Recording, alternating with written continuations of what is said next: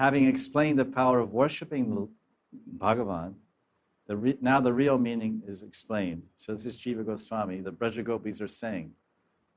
Because he says, Upadesha Pade Twa Ishe. Twa means you, Isha means Ishopanishad, the controller.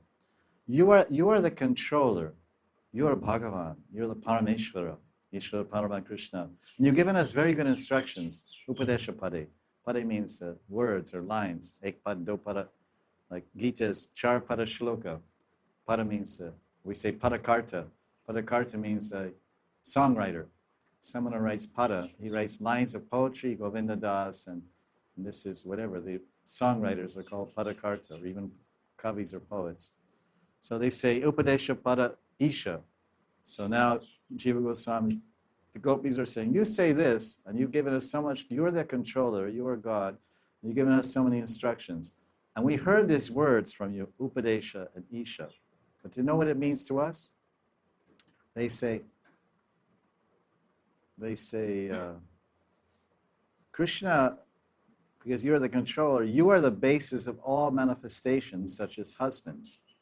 And this phrase, Upadesh Pade, means, now, this is what our acharyas do, the commentators.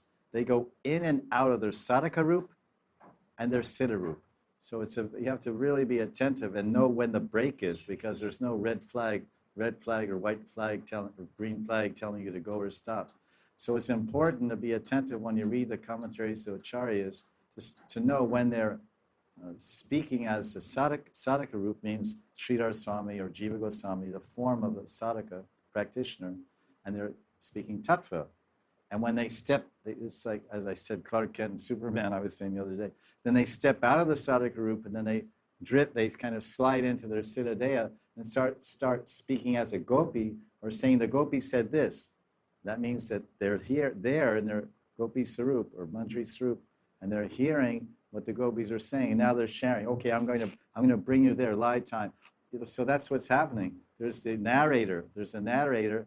That's the acharya, but then he becomes a participant in a lila and takes your hand and says, come on, listen what they're going to say.